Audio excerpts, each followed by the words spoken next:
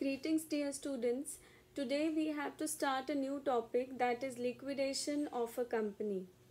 So as we all know that company is an artificial person and it comes into existence through the process of law, and it can come to an end also through the process of law. Company एक artificial व्यक्ति है जो अन्य व्यक्तियों की तरह नहीं है. It has an existence only in the eyes of law. तो जिस तरह से लॉ के प्रोसेस के थ्रू इसे एग्जिस्टेंस में लाया जाता है, उसी तरह लीगल प्रोसेस को फॉलो करते हुए ही इसे एंड किया जा सकता है. There is no other way. And what is that legal process that we have to discuss here? So before talking about liquidation, we have to understand two terms. One is winding up and other is liquidation. Winding up of a company means bringing an end to the business of the company. Wind up मतलब सब कुछ समेटना, बंद करना. So when we want to close the business of the company, it is known as winding up. And the actual process of selling the assets of the company and paying of the liabilities is known as liquidation. तो जब हम winding up की बात करते हैं तो हमें company के बिजनेस को बंद करना है या कंपनी को ख़त्म करना है. उस पूरे प्रोसेस का एक पार्ट है लिक्विडेशन, जिसमें कि हम असेट्स को सेल करते हैं और जो लाइबिलिटीज़ या जितने भी ड्यूज़ होते हैं कंपनी के, उनको रीपे करते हैं. So this is liquidation. Although while doing this chapter both these terms are used interchangeably, हालांकि हम दोनों को एक तरीके से ही यूज़ कर रहे हैं इस चैप्टर में, but still there is a difference between winding up and liquidation. So winding up is a bigger term and liquidation is a part of winding up. It is the actual process of selling off the assets of the company and paying off all the dues. So when we talk about winding up of a company, it can happen in two ways according to the legal provisions. तो Companies Act 2013 में दिए गए provisions के अनुसार company को दो तरीके से wind up किया जा सकता है. One is by the tribunal or by the order of the court, and second is the voluntary winding up. So by tribunal or the court there are 5 situations. यहाँ पर 5 ऐसी परिस्थितियाँ हैं जहाँ पर कि जो ट्राइब्यूनल है वो ये ऑर्डर पास करता है कि कंपनी को वाइंड अप कर दिया जाए. और वो क्या सिचुएशंस हैं? पहली सिचुएशन है कि कंपनी अपने डेट्स को पे करने की स्थिति में नहीं है. The company is not in a position to pay its debts. The second is where the company itself has resolved by special resolution that the business would be wound up by the order of the tribunal. जब company ने स्वयं ये special resolution से decide किया है कि company को tribunal के ऑर्डर द्वारा वाइंड अप किया जाएगा. Number 3 is where the tribunal is of the view that the company was formed for a fraudulent purpose or it conducts its affairs in a fraudulent manner.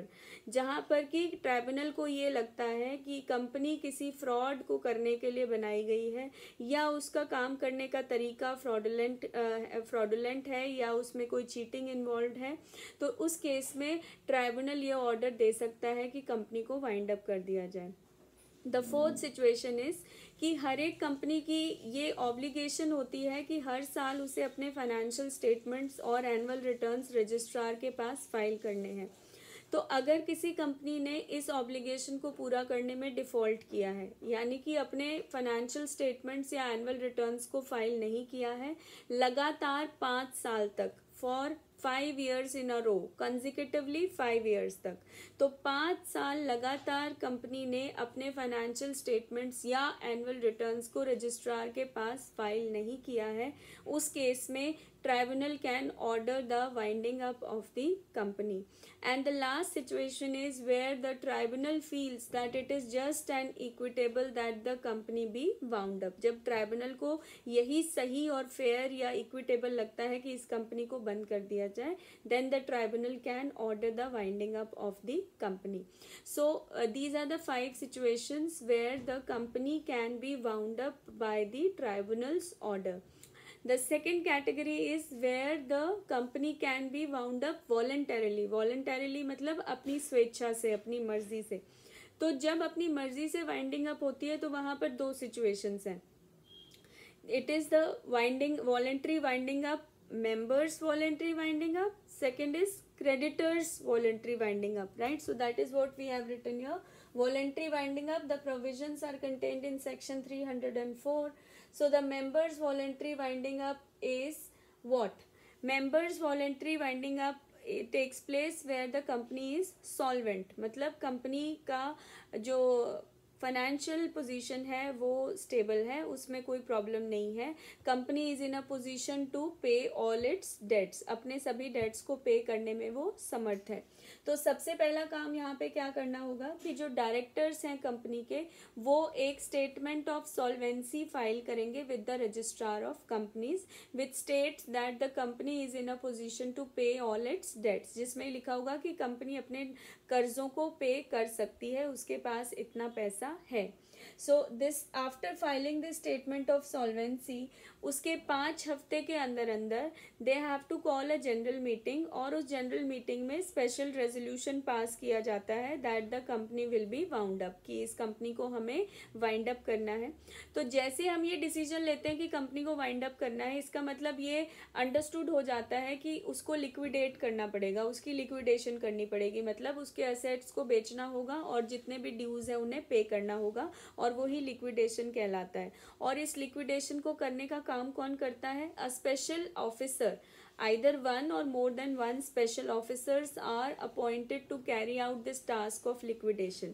इस liquidation के काम को करने के लिए लिक्विडेटर्स, आइदर वन, एक liquidator या एक से ज़्यादा लिक्विडेटर्स को अपॉइंट किया जाता है।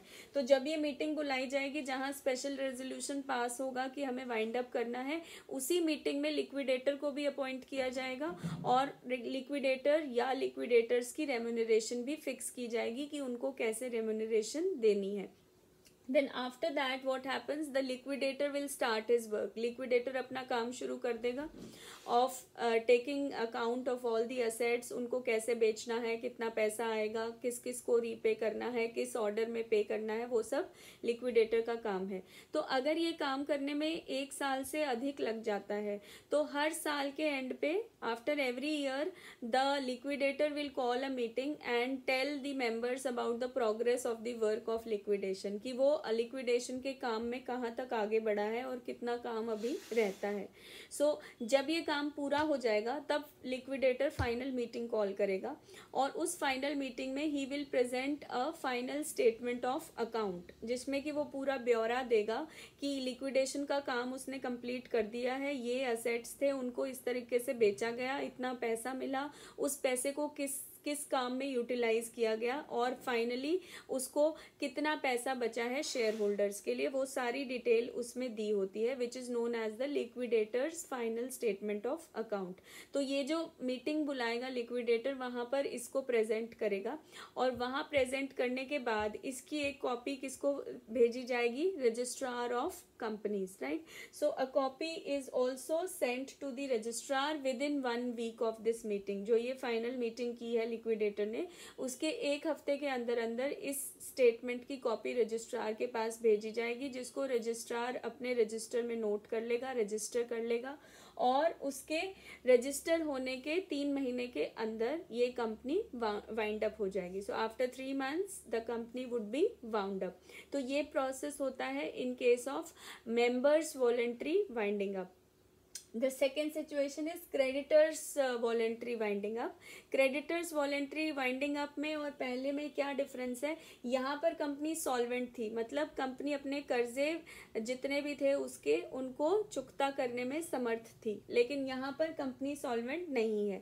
So the company is not in a position to pay all its debts और वो अपने बिजनेस को बंद करना चाहती है। तो यहाँ पर कोई डिक्लेरेशन ऑफ सॉल्वेंसी नहीं आएगा, स्टेटमेंट ऑफ सॉल्वेंसी नहीं आएगी। तो यहाँ पर no statement of solvency is there because the company solvent है ही नहीं, मतलब वो पे नहीं कर सकती सभी डेट्स को, तो वो सॉल्वेंसी की स्टेटमेंट फाइल नहीं कर सकती। So after that we have यहाँ पर क्या होगा? जनरल मीटिंग यहाँ भी बुलाई जाएगी। पहले जनरल मीटिंग बुलाई जाएगी जहाँ सभी मेंबर्स आएंगे और ये डिसीजन होगा कि कंपनी को बंद करना है, वाइंड अप करना है। उसी दिन क्रेडिटर्स की मीटिंग या उसके नेक्स्ट डे क्रेडिटर्स की मीटिंग बुलाई जाएगी, जिसमें सभी क्रेडिटर्स के सामने ये ब्यौरा रखा जाएगा कि हम इस कंपनी को वाइंड अप करने का डिसीजन ले रहे हैं और ये कंपनी के एसेट्स और लाइबिलिटीज़ हैं, उस सारी डिटेल उनको प्रेजेंट की जाएगी। तो जो क्रेडिटर्स की मीटिंग है यहाँ पर इम्पॉर्टेंट है, क्योंकि जब कंपनी सॉल्वेंट नहीं है, मतलब वो क्रेडिटर्स का पूरा पैसा लौटाने में समर्थ नहीं है, तो इसका सबसे ज़्यादा इम्पैक्ट किसके ऊपर पड़ने वाला है? क्रेडिटर्स के ऊपर। इसीलिए क्रेडिटर्स को बुलाया जाता है, उनकी मीटिंग की जाती है और उनकी जो मीटिंग है उसमें डायरेक्टर्स उनको प्रेजेंट करते हैं और इस मीटिंग को भी एक डायरेक्टर ही प्रिसाइड करता है।